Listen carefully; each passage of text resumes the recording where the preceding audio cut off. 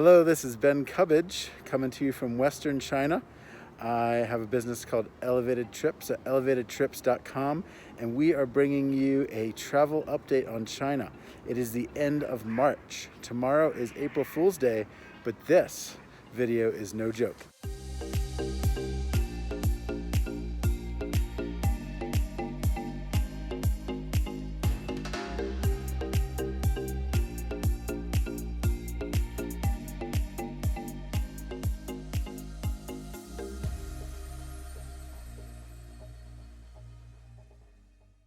So as you can see behind me, the blooms are coming out, the blossoms on the tree are coming out on the cherry blossom, and it is springtime, it's sunny, it's getting, even in high altitude areas in Western China, it's probably 50, 60 degrees Fahrenheit, and it is nice.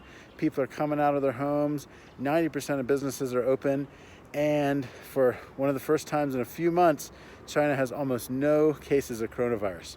There are a few cases that have come in and been imported from outside, but largely China is opening up. 90% of things are open. When I go into Starbucks, they do take my temperature and make sure I'm not below 37 degrees Celsius, or not above 37 degrees Celsius. But other than that, things are opening up. Malls are open. My wife has a gym, a CrossFit gym here. Her gym just opened as well.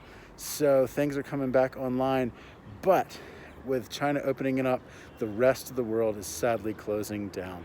Now, America actually has more cases of confirmed coronavirus than China had in the last 3 months. And so America, Europe, Australia, it seems like the whole world is shutting down as China reopens. And so what that means is China has closed its borders for foreign tourists coming in. So if you have a tourist visa, a work visa, a student visa, it doesn't matter what visa you have, you are probably not allowed to come into China if you are a foreign passport holder. China's allowing its own domestic residents back into the country slowly. There's quite a bit of process to allow them back in, and there's a lot of screening over that, but foreigners are not allowed in the country. This rule will probably persist at least until beginning or end of June. So China is on lockdown, and we will only be seeing domestic travel now in China. But even though people will not be entering China for a while, what we will see is Wuhan just started opening up, I believe on April 6th. The city of Wuhan and Hubei province, which was the epicenter of coronavirus, will be open again. The borders will be open, and for the first time in 2 to 3 months, people in Hubei province will be allowed to go outside of their own province. Buses are running in Wuhan, and every day there's no new confirmed cases of coronavirus in Wuhan. This is all good news for China, but sadly, China's a little bit ahead of the curve, and the rest of the world is following behind and seeing what China experienced about 2 months ago. So I want to bring you guys some hope that China is coming out of it. I'd say we're at the very bottom of the curve here. Probably most things should be open in the next week or two. Elementary schools should be open this week. High schools, kids are already going back. So we have come through it after a grueling and difficult time. The Chinese people have survived the virus, have done an excellent job of being in self-containment and really obeying the rules and doing what they needed to do to keep this virus down. And I believe that the rest of the world will do that too.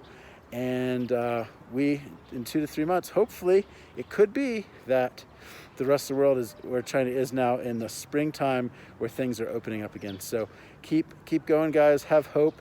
And yeah, let me know if you have any more questions about travel in Western China. If you're already in China, it's probably possible to travel, but getting into China, it's going to be very difficult, even if you already have flights or visas. As of March 28th, they're all canceled. So great. This is Ben Cubbage, and keep going, guys. Keep traveling. And if you have to, keep working from home.